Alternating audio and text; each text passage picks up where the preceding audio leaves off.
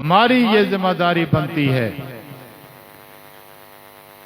کہ اس 150 سال میں جتنی ہم نے ختم نبوت کے محاذ پر، رد قادیانیت کے محاذ پر جتنی محنت کی ہے، جتنی کوشش کی ہے، جتنی قربانیاں دی ہیں، اللہ کے لیے کیا ہے، نبی کریم صلی اللہ علیہ وسلم کی ذات کے لیے کیا ہے، اپنے ایمان کا تقاضا پورا کیا ہے، اپنی آخرت سنواری ہے۔